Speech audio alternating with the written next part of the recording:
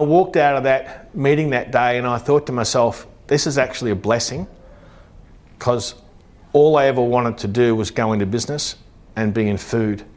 And this was just really a distraction. And I heard the boss talk before about shiny things. And there are so many shiny things that can distract you from what really matters. And for me, I wanted to go back and do what I wanted to do, and that was work in the food game. In that particular period, I got a job working in a supermarket group, and their job was to set up bakeries in supermarkets. This had never been done before. These were what's known as a disruptor. And interestingly enough, and I always like to talk about this, and I was a bit jealous too, you talked about your book being an international bestseller. Is that right? Because I didn't say that. well, I think you did. I think it was on tape. This is an Australian bestseller, right? It took me a long time to come up with the name of it. It's called The Eagle Boys Story. And I've got a little trivia question for you today.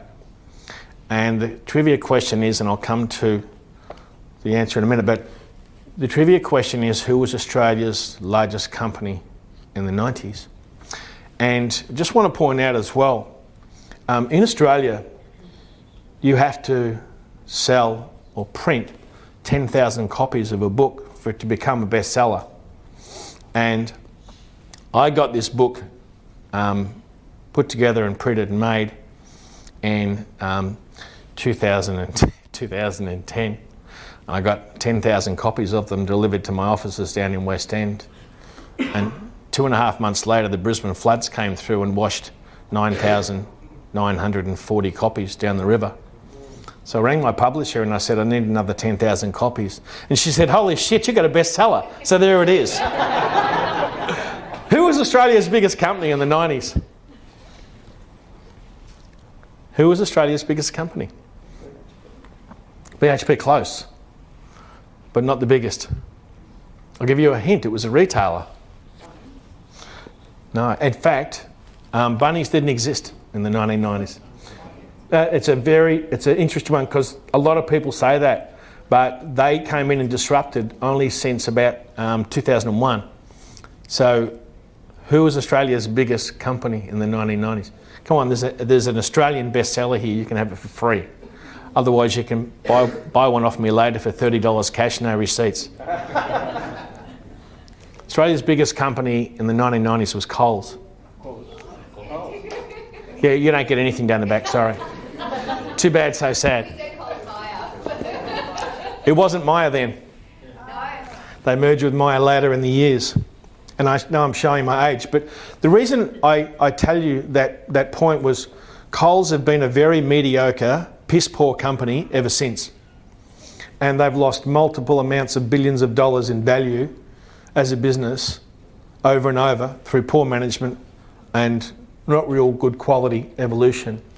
But they consider themselves disruptors, building bakeries and supermarkets. Oh my God, what a great idea. And I was having a discussion with a bunch of school kids recently, and I asked them, what's a disruptor?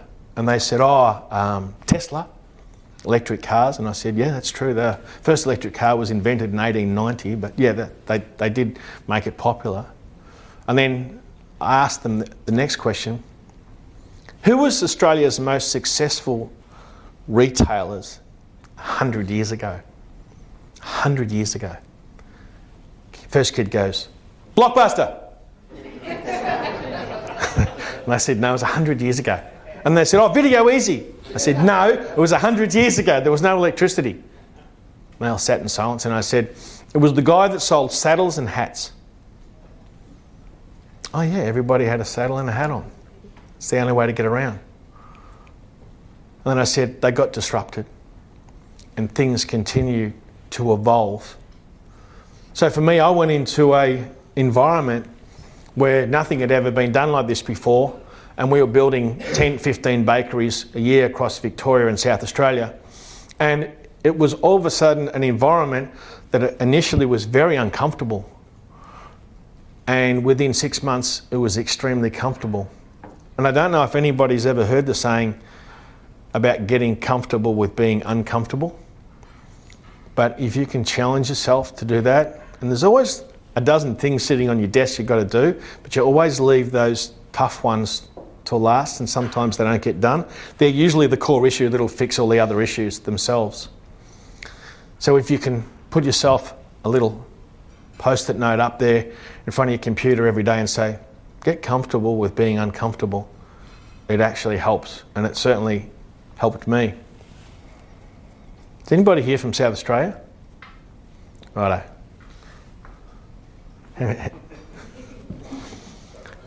As I'm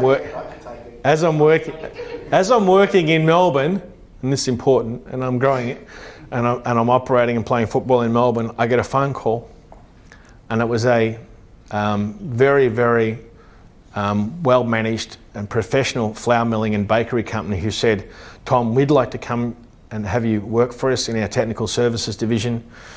There's a big future with us and everything else, and I was really excited about it. And they said, and we'd like you to move to Adelaide. And there's like a dead silence on the other end of the phone.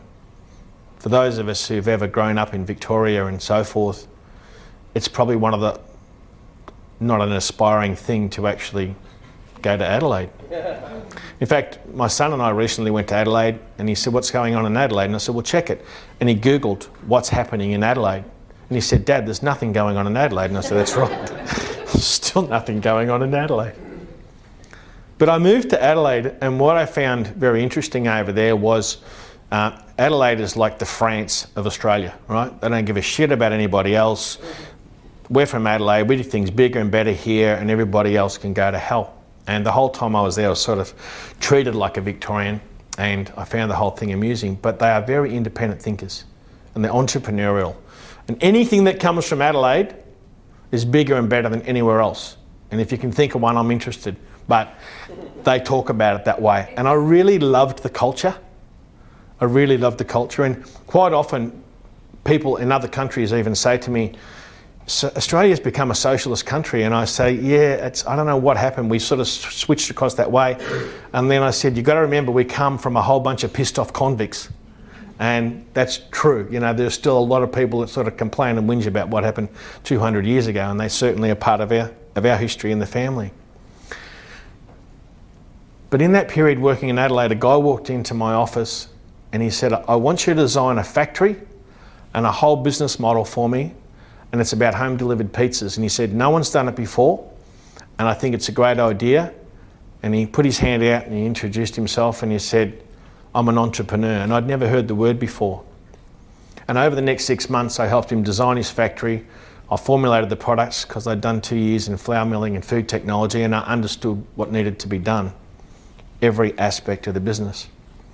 Before I knew it, he moved me to Sydney, and we started opening franchises, and it was a complete failure.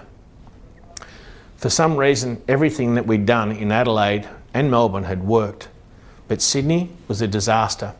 People didn't understand the brand, they didn't understand the product. It was almost like, why the hell is that working over there and it's failing over here? And all I knew is I'm sitting across the table from people who are the same age as my parents, in their mid-40s, who have put everything into that one business and can't understand why it's not working. It was at that stage I actually felt totally responsible that we had to get that business working. And when the boss flew in and I met with him at the Sydney airport, I started telling him about the desperation and what I felt was our responsibility. And you come across people in your life that when the chips are really down, they really don't want to know about it and they run from that responsibility. And he was one of those people. And he was looking at his watch and he was looking over my shoulder to see what time the next plane was leaving to Adelaide so he could get out of there. And him and I go and face off in the airport.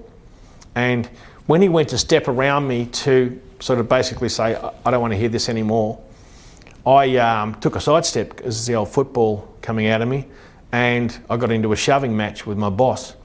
I don't know if anybody's ever had a altercation, physical altercation with their boss, but it's probably not the best career move you're going to make.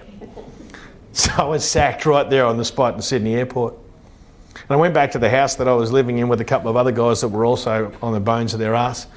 And Graham walked past me and said, what are you up to? And I said, I just got sacked again. And he said, what are you going to do? And I said, I'm going to catch the train down to Albury-Wodonga tonight and go and see mum and dad. Go and see mum. My parents are divorced. And he said, look, there's an old broken down Peugeot in the driveway. I've been fixing it up. It's a 1969 Peugeot. It's got all different panels, but it's mechanically perfect. Here's the keys. Just take it for a couple of weeks. And I got in the car and I'm driving down the Hume Highway. It's about 11 o'clock at night. I'm about 2 hours outside of Goulburn. The heater's not working in this car and it's the middle of winter. And just as I'm about an hour outside of Goulburn, a truck goes past and throws a big rock up. Goes through the windscreen. I lose control of the car. I slide off the side of the road. I have to punch the side of the windscreen out and then I have to drive into Goulburn in the middle of winter. Has anybody ever been to Goulburn in the middle of winter? Anybody here from Goulburn? Okay, best way to describe it is it's as cold as a mother-in-law's kiss. Anyway, I pull over the service station. I'm shaking uncontrollably. I can barely breathe. Freezing cold, trying to work out how to get a windscreen for this piece of crap car and get some fuel and where I'm going to sleep for the night. And I look across and there's a magazine there in the magazine rack and it says Business Review Weekly. Does anybody remember that magazine? They got disrupted. They don't exist anymore. And on the front page of the Business Review Weekly, it had Entrepreneurs of the Year that particular year. And one of the guys that had just sacked me was on the front page. And you know how you get these situations where you go, was it him or was it me? Anyway, I bought the magazine, I slept in the car, and I headed off down to Albury the next day, and I put that magazine in a box. And funnily enough, I pulled that magazine out of a box about 12 years later, and I looked at it, and that guy was named number 3 Entrepreneur of the Year in Australia that year. Number 2 that year was a guy called Alan Bond, who'd gone insane and prison, and the other one was Christopher Skase. And he was also a Gold Coast-based lunatic. But what it reminded me of then was my dad, who took his whole life to really become what I considered successful. And there is no such thing as a quick buck.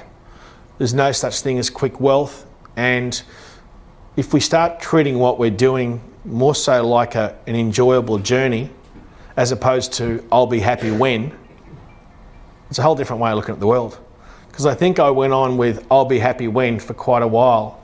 And then I realised one day I woke up and thought, actually, I'm pretty happy now, and now I need to start enjoying it and being less focused on the destination and more so about just this journey that we're all on. So at that stage, I was sitting across the table from my mother and she said, what are you going to do? And I said, I don't know. And she said, why don't they do home delivered pizzas in regional Australia? And I said, well, you need a big factory where you can produce all the product and you have to deliver it all out, hub and spoke. And she said, but why? And I said, well, you just do because that's the way I've done it. And she said, but why? And she started pushing me. She said, you can design factories, bakeries, pizza shops. Why don't you just do little mini factories in each and every one of these towns? Why don't you open up Australia's first regional home delivered pizza shop? So over the next 6 months, I slept on the garage floor at her place and I borrowed her little Mazda 323 and I went off to the banks and I pitched my ideas, and 9 months later we opened up our first Eagle Boy store.